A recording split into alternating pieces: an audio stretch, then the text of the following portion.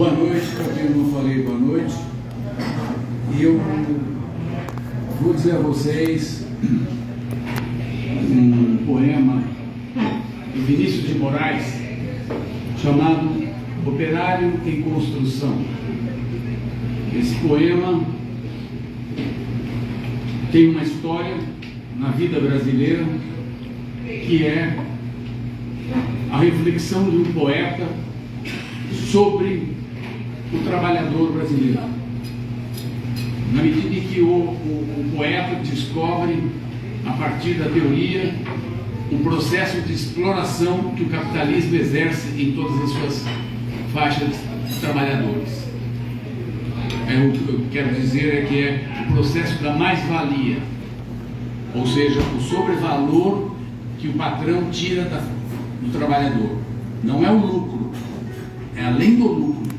O lucro está consagrado, mas é algo que não é visível, é algo subrepetício, é a mais-valia. O Marx levou a vida inteira dele para descobrir isso e colocou isso neste poema que eu vou dizer a vocês.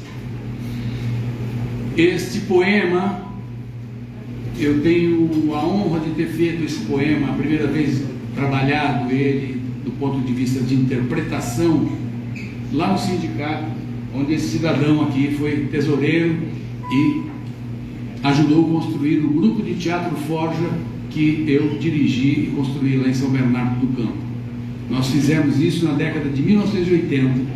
O grupo de teatro Forja montou, éramos uns 10 atores e fizemos esse trabalho dividindo o operário em construção em os vários personagens que ele tem.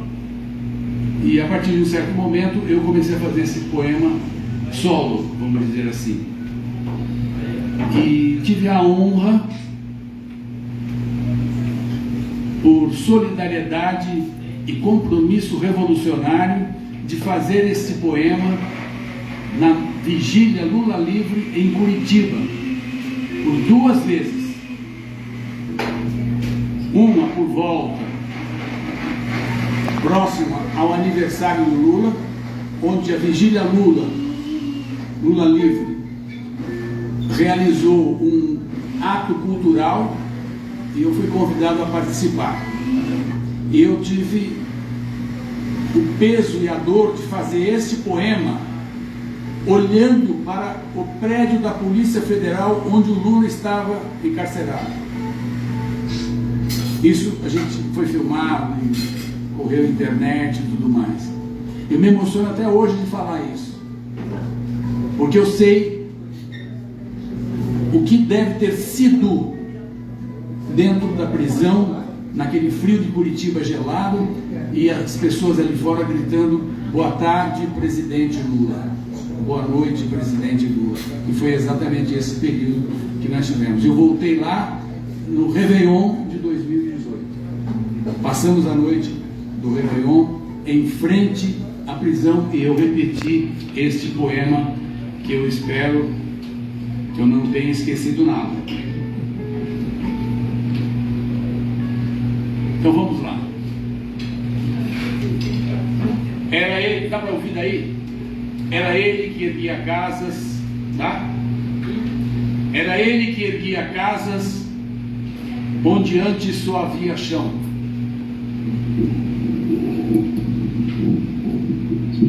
Como um pássaro sem asas, ele subia com as casas que lhe brotavam da mão. Mas tudo desconhecia de sua grande missão. Não sabia, por exemplo, que a casa de um homem é um templo. Um templo sem religião. Como tampouco sabia que a casa que ele fazia, sendo sua liberdade, era sua escravidão. De fato, como podia um operário compreender por que um tijolo valia mais do que um pão?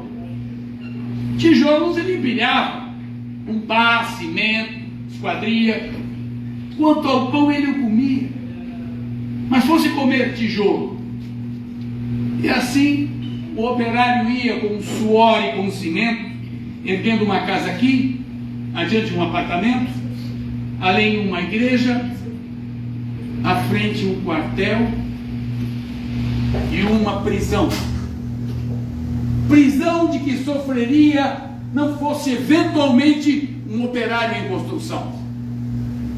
Mas ele desconhecia esse fato extraordinário, que o operário faz a coisa e a coisa faz o operário. De forma que certo dia, à mesa, ao cortar o pão, o operário foi tomado de uma súbita emoção, ao constatar assombrado que tudo naquela mesa, garrafa, prato, facão, era ele quem os fazia. Ele, um operário em construção, olhou em torno, gamela, banco, enxerga, caldeirão, vidro, parede, janela, casa, cidade, nação, tudo que existia, era ele quem os fazia. Ele, um operário em construção, um humilde operário que sabia exercer a profissão.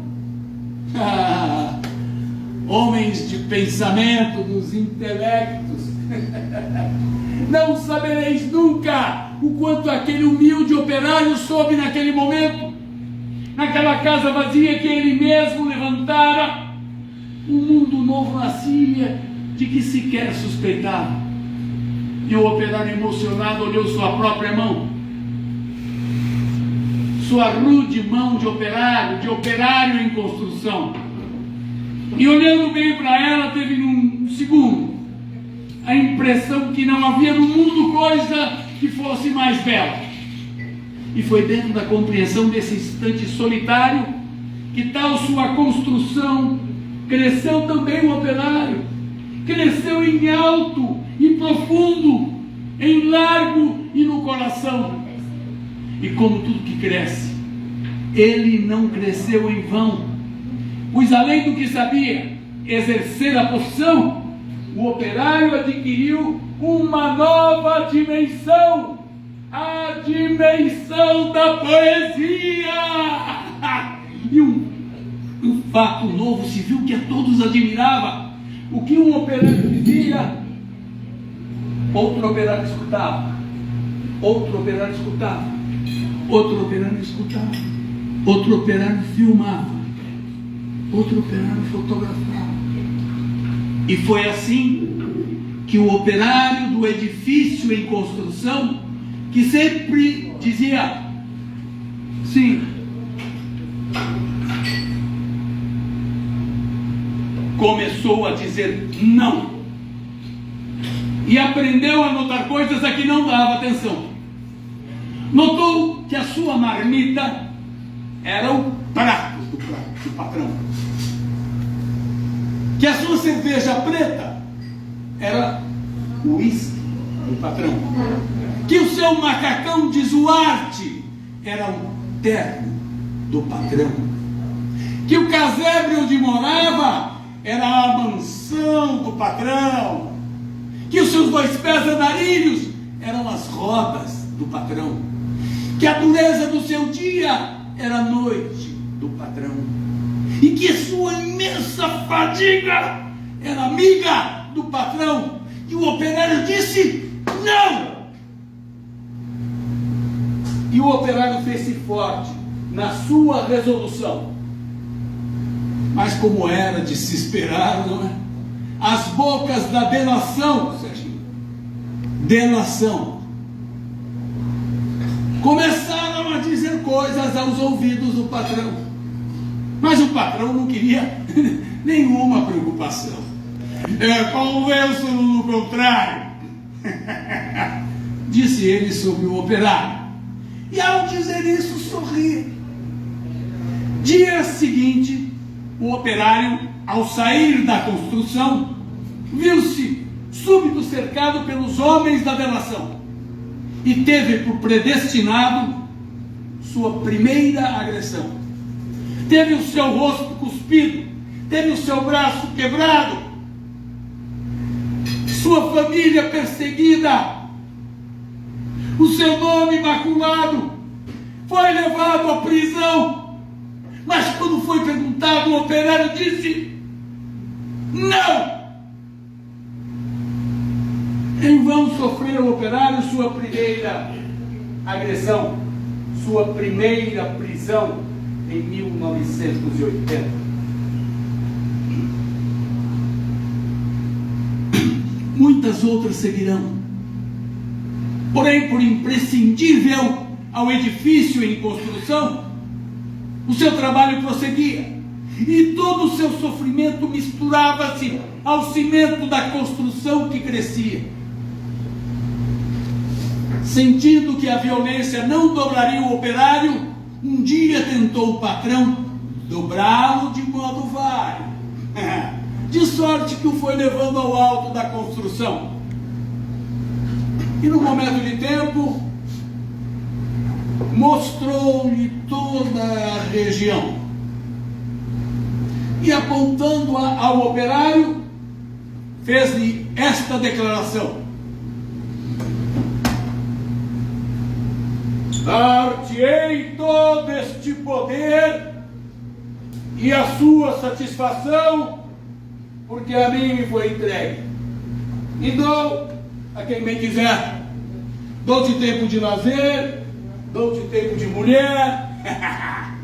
Portanto, tudo o que vês será teu, se e adorares, e ainda mais, se abandonares o que te faz dizer não. Disse e fitou o operário, que olhava e que refletia. Mas o que via o operário, o patrão nunca veria. O operário via as casas, e dentro das estruturas via coisas, produtos, objetos, manufaturas. Via tudo o que fazia o lucro do seu patrão. E em cada coisa que via, misteriosamente havia a marca de sua mão. E o operário disse: não! Loucura! Disse o patrão. Não vês o que te dou eu? Mentira! Não podes dar-me o que é meu?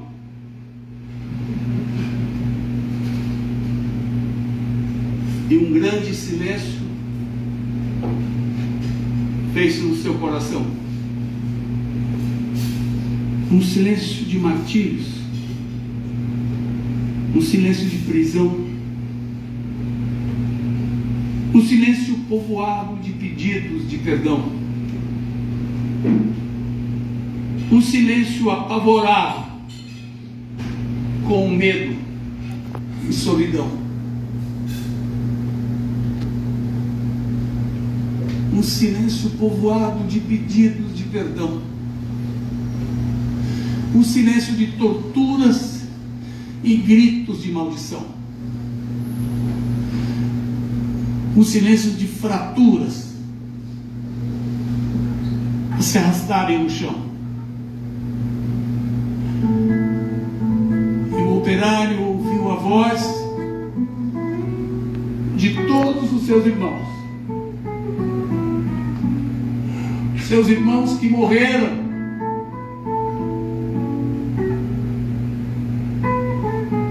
Carlos Marighella, Olga Benário, Eleni Guariba, Lamarca, Alexandre Vanucci Leme, Manuel Fiel Filho, Santo Dias da Silva, Vladimir Herzog, Marielle Franco, Marcelo Arruda, Benedito Cardoso dos Santos e tantos que morreram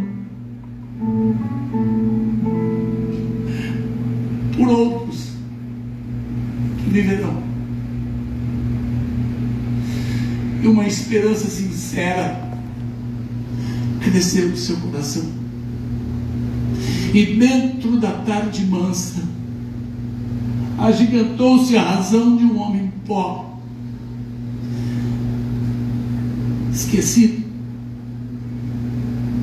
Razão, porém, que fizeram em um operário construído o operário em construção.